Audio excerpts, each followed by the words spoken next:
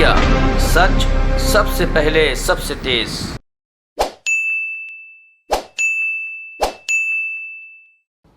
आप सभी का आम आदमी पार्टी की इस बेहद महत्वपूर्ण प्रेस वार्ता में बहुत बहुत स्वागत। In an unending quest to persecute the Aam Aadmi Party, Modi government's favorite agency has been pressed into service and has dispatched a love letter to the Aam Aadmi Party. एक अंतहीन प्रक्रिया आम Aadmi party का उत्पीड़न करने के लिए जो मोदी सरकार ने शुरू करी थी, उस अंतहीन प्रक्रिया में मोदी सरकार की सबसे पसंदीदार एजेंसी इन्फोर्समेंट डायरेक्टरेट ने आम आदमी पार्टी को एक प्रेम पत्र यानी कि लव लेटर लिखा है। हमें ये लव लेटर दिया गया ईडी द्वारा आम आदमी पार्टी के राष्ट्रीय सचिव पंकज गुप्ता जी के नाम पर। ईडी द्वारा ये नोटिस जारी किया गया है। ये नोटिस ईडी ने 10 तारीख को हस्ताक्षर करके भेजा, 10 सितंबर 2021 को। Prevention of money laundering act 2002 के किसी धारा के तहत एक असिस्टेंट डायरेक्टर ईडी ने इस पे अपने खुद हस्ताक्षर करे हैं। राजाराम मीना है उन असिस्टेंट डायरेक्टर का नाम, और उन्होंने 10 सितंबर को ये साइन कर डिस्पैच करा नोटिस, और हमारे राष्ट्रीय सचिव पंकज गुप्ता जी को 22 सितंबर 2021 को सुबह 11:30 बजे ईडी के कार्यालय पे आने को और अपना बयान दर्ज कराने को नोटिस दिया गया है। मैं भारतीय जनता पार्टी के साथियों को कहना चाहता हूं कि ये जो आपका प्रिंसिपल है, आपकी नीति है कि अगर आप एक अपने विरोधी राजनीतिक दल को इलेक्टोरली असैसिनेट नहीं कर पाते तो आप उसका कैरेक्टर असैसिनेशन करते हैं। आप जब चुनावों में हमें हरा नहीं पाते,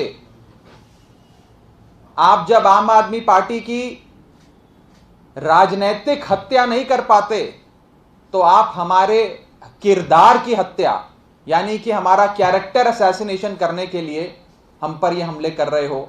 ये प्रिंसिपल, ये जो आपकी नीति है, ये चलने वाली नहीं है।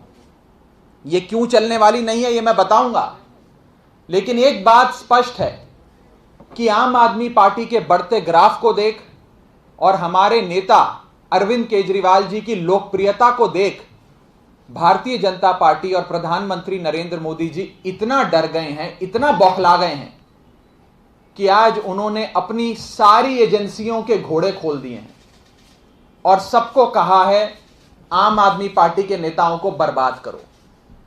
खास करके आने वाले पंजाब, उत्तराखंड और गोवा के चुनाव और अगले साल के अंत में गुजरात के चुनाव के मद्देनजर एक बौखलाई हुई भाजपा ने अपनी सारी एजेंसियों के घोड़े खोलकर अरविंद केजरीवाल जी और उनकी आम आदमी पार्टी को परसिक्यूट करने के लिए, उनका उत्पीड़न करने के लिए ये पूरी कवायद रची है।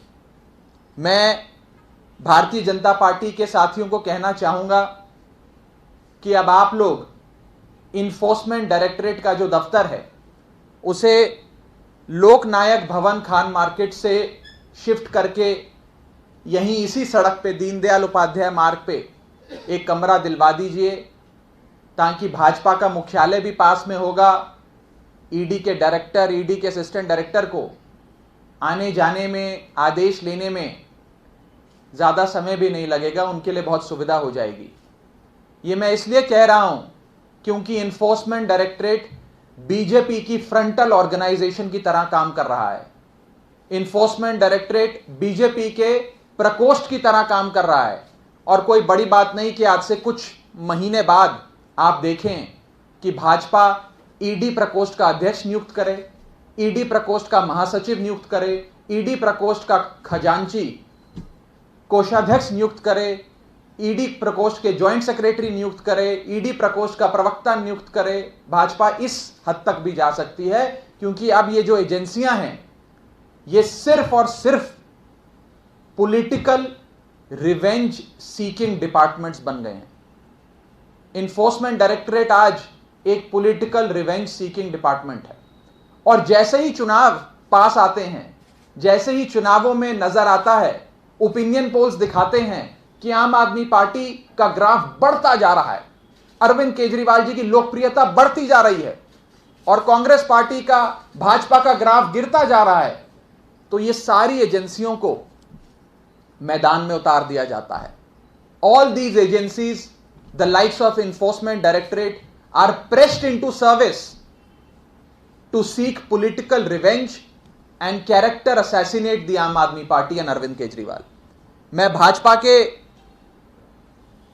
आज तक के आम आदमी पार्टी को परेशान और आम आदमी पार्टी का उत्पीड़न करने की कोशिशों के बारे में बताने से पहले संक्षेप में यह जरूर कहना चाहूंगा कि चाहे उत्तराखंड हो चाहे गुजरात हो, इन दोनों राज्यों में जो राजनीतिक भूचाल आया उसका सबसे ज्यादा श्रेय किसी को जाता है, सबसे बड़ी जिम्मेदारी किसी की है तो वो आम आदमी पार्टी की है। हम लोगों ने, हमारे नेताओं ने, दिल्ली के उप मुख्यमंत्री मनीष सिसोदिया जी ने जब त्रिवेंद्र सिंह रावत से पूछे कि 5 काम गिनवाओ अपनी सरकार के, तो 5 काम गिनवाने से पहले त्रिवेंद्र सिंह रावत को इस्तीफा देना पड़ा।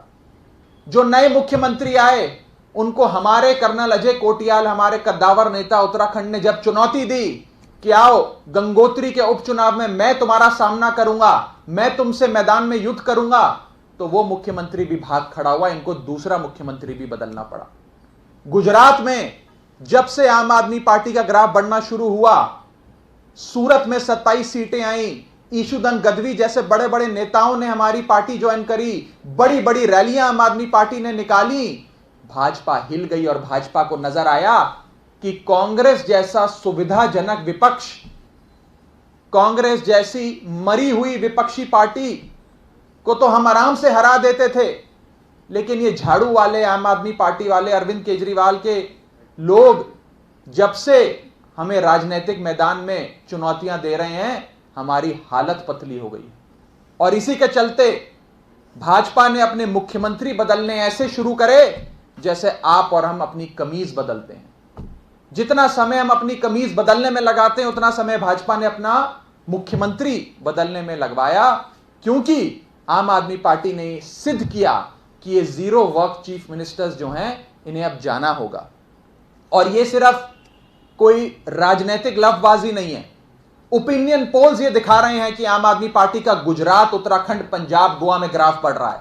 हमने हर जगह कांग्रेस को, जो एक मुख्य विपक्ष की भूमिका में कभी हुआ करती थी, उसे खदेड़कर एक कॉम्प्रोमाइज्ड ऑपोजिशन, कॉम्प्रोमाइज्ड कांग्रेस को हटाकर एक मुख्य विपक्षी दल आम आदमी पार्टी बना। और भाजपा को यह पता लगा कि जमीन पे, ग्राउंड पे विपक्ष जब खड़ा हो जाता है, मजबूत हो जाता है, तो कैसे जीरो वर्क चीफ मिनिस्टर्स को इस्तीफा देना पड़ता है। मैं आपको यह बताऊं कि एक सीरीज ऑफ विच हंट्स आम आदमी पार्टी के खिलाफ भाजपा ने बीते कई महीनों से, सालों से चलाई। और ये आम आदमी पार्टी बनने से पहले यह कवायद शुरू हो गई। अरविंद केजरीवाल जी को टारगेट करने की यह कवायद भाजपा ने अन्ना हजारे साहब के Lokpal movement, India against corruption से शुरू करी। जब सबसे पहला नोटिस हमें मिनिस्ट्री ऑफ होम अफेयर्स ने भेजा अन्ना आंदोलन की फौरन फंडिंग जांच करने के लिए, 2012 में एमएचए ने पहला नोटिस भेजा हमें कि एफसीआरए एक्ट के कानून की धज्जियां इंडिया अगेंस्ट करप्शन ने उड़ाई, आप अपने खाते हमें दो, हम आपके खाते देखना चाहते हैं। अरविंद केजरीवाल जी को और न जाने कितने साथियों को नोटिस गए। उसके बाद जांच हुई, जांच के बाद उसी मिनिस्ट्री ऑफ होम अफेयर्स ने हलफनामा दर्ज करके हाई कोर्ट में कहा कि इनके खाते पाक साफ हैं, एक रत्ती भर, एक नए पैसे की भी कोई गड़बड़ी नहीं हुई।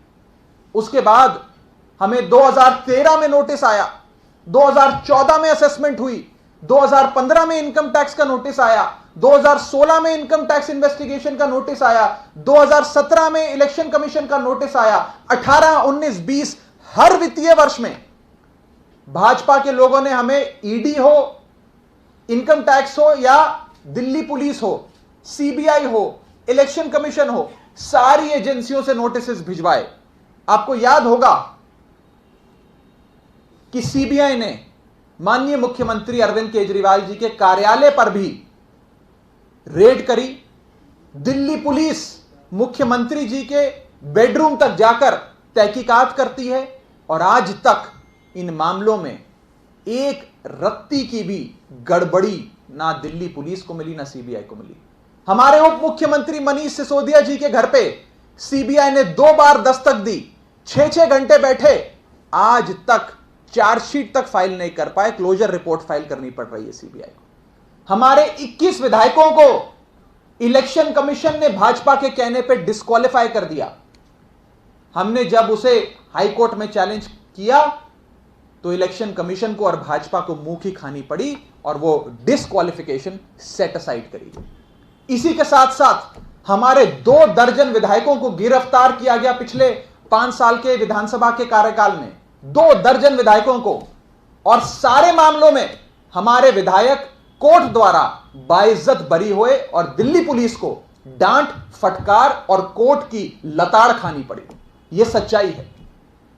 और इनकी उत्पीड़न की जो प्रक्रिया थी उसमें 2018 में आपको जान के चंबा होगा, 2018 में इन लोगों ने, सितंबर 2018 में इलेक्शन कमीशन ने आम आदमी पार्टी को यह नोटिस तक दे डाला कि आपने कोई फॉरेन फंडिंग ली है जिसके चलते हम आपकी पॉलिटिकल पार्टी की रजिस्ट्रेशन तक कैंसिल करना चाहते हैं।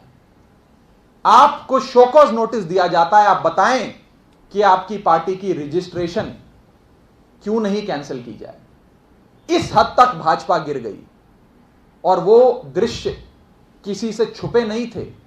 जब आम आदमी पार्टी के नेताओं, आम आदमी पार्टी के ऑफिस बेरर्स को तो इन लोगों ने नोटिस भेजे, समन किए, यहां तक कि हमारे विधायक सोमनाथ भारती के कुत्ते तक को दिल्ली पुलिस पकड़ कर ले गई, उससे भी पूछताछ करी। ये इनके हालत है, बीजेपी वालों की ये मानसिकता है कि सोमनाथ भारती के कुत्ते तक को इन लोगों ने गिरफ्तार किया उत्पीड़न करने के लिए, कुछ नहीं छोड़ा। आपको याद है कि आज से कुछ साल पहले दिल्ली के उपराज्यपाल नजीब जंग ने एक शुंगलू कमेटी का गठन किया था कि दिल्ली सरकार में बड़ी गड़बड़ियां हैं। दिल्ली सरकार की सारी फाइलें, 450 फाइलें उस शुंगलू कमेटी को सौंप दी और कहा यह शुंगलू कमेटी अब ये केजरीवाल सरकार के सारे सालों के कार्यकाल की जांच करेगी और ये 450 फाइलें पढ़ के पूरी रिपोर्ट बनाकर देगी। उस शुंगलू कमेटी जो राजनीति से प्रेरित थी, जो दुर्भावना से प्रेरित थी, वो भी अरविंद केजरीवाल के कार्यकाल के 450 फाइलों में एक रत्ती भर की गड़बड़ी नहीं निकाल पाई। यह है ईमानदारी की ताकत, यह है ईमानदारी की राजनीति, यह है ईमानदारी की गवर्नेंस। मैं भारतीय जनता पार्टी वालों को फिर कहना चाहूंगा कि यह गीदड़ भभकियों से डरने वाली पार्टी नहीं है। अरविंद केजरीवाल के सिपाही और आम आदमी पार्टी इस मिट्टी के नहीं बने कि इस 2 कौड़ी के ईडी नोटिस से डर जाएं। ऐसे कई नोटिस आए, कई नोटिस गए। हम तो पीले चावल लेके आपका इंतजार कर रहे हैं।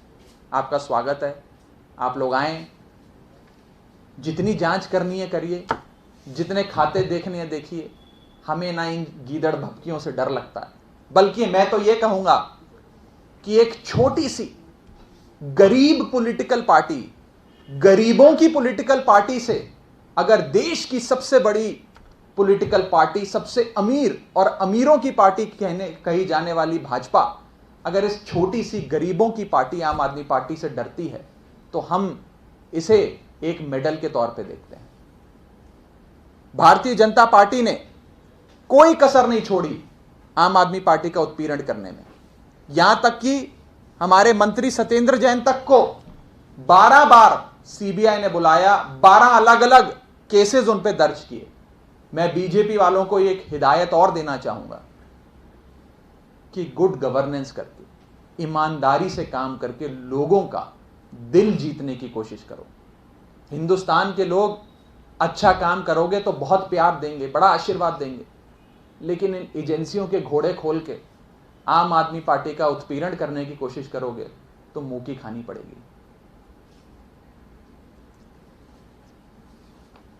इसी के साथ साथ मैं बीजेपी को यह भी चुनौती देता हूं कि बीते 7 साल में 2014 में, मई 2014 में प्रधानमंत्री जी की सरकार बनी, 7 साल से भी ज्यादा होने को आया है नरेंद्र मोदी जी की सरकार को। बीते 7 साल में मुझे सिर्फ एक भारतीय जनता पार्टी के नेता का नाम बताइए जिसे ईडी का नोटिस भेजा गया हो। क्या कोई एक भी बीजेपी का नेता है पिछले 7 साल में जिसे इन्फोर्समेंट डायरेक्टरेट ने कभी भी शो कॉज नोटिस भेजा हो, समन्स भेजे हो, लेटर लिखी हो, चिट्ठी लिखी हो? एक भी नेता? यह दिखाता है कि इन्फोर्समेंट डायरेक्टरेट जैसी एजेंसियां एक पॉलिटिकल रिवेंज सीकिंग टूल्स बन के रह गई हैं मोदी डिपार्टमेंट की, मोदी की सरकार। और मैं नरेंद्र मोदी जी को, भारतीय जनता पार्टी को एक और चीज शेर के माध्यम से सुनाना चाहता हूं, क्योंकि समय बदलता है, दिन बदलते हैं। ऐसा नहीं है कि एक ही पार्टी हिंदुस्तान पर राज करती रहेगी, ऐसा नहीं है कि आपकी लोकप्रियता लोगों के दिलों में सदैव रहेगी। तो इस बात पे जरूर गौर फरमाइए, ये दबदबा, ये हुकूमत, ये नशाए दौलत, ये दबदबा, ये हुकूमत, ये नशाए दौलत किराएदार हैं, सब घर बदलते रहते हैं। इतना अहंकार ठीक नहीं, आप सब किराएदार हैं। और ये सत्ता अक्सर अपना घर बदलती रहती है। शायद आजाद भारत के इतिहास में कभी भी इतना उत्पीड़न किसी पॉलिटिकल पार्टी का नहीं हुआ होगा, और कोई ऐसा मुख्यमंत्री आज तक नहीं हुआ होगा जिसके खुद के घर पे राज्य की पुलिस को भेजकर तहकीकात करवाई हो, जिसके खुद के दफ्तर पे सीबीआई ने दिन दहाड़े रेड करी हो। इतना उत्पीड़न करने के बाद भी भारतीय जनता पार्टी को और नरेंद्र मोदी जी और अमित शाह जी की नाक के नीचे दिल्ली में चुनावों में भाजपा को एक शर्मनाक हार का सामना कराने वाली आम आदमी पार्टी बस इतना ही कहना चाहती है कि हमें रूल ऑफ लॉ में पूरा विश्वास है, हमें कानूनी प्रक्रिया में पूरा विश्वास है। हम इन लोगों का, इनके नोटिस का तहे दिल से स्वागत करते हैं और प्रभु से इतनी ही प्रार्थना करते हैं कि rule of law should prevail over rule of vendetta politics. Rule of law की विजय हो और रूल ऑफ वेंडेटा पॉलिटिक्स की हार हो, ऐसी हम कामना करते हैं। ऐसे ईडी के नोटिसेस, अलेज्ड फाइनेंशियल क्राइम्स के नोटिसेस से आम आदमी पार्टी डरने वाली नहीं है और हम भारतीय जनता पार्टी को बस इतनी ही हिदायत देना चाहेंगे। बहुत बहुत शुक्रिया। किसी का कोई सवाल हो तो भाई, नोटिस ये 2 पन्ने का है, मैं अभी ये दोनों पन्ने आपको दे भी दूंगा। हम तो कुछ छुपाते नहीं, हर चीज सार्वजनिक कर देते हैं। इसमें बस इतना ही लिखा है कि मैं Raja Ram Meena, assistant director, prevention of money laundering act.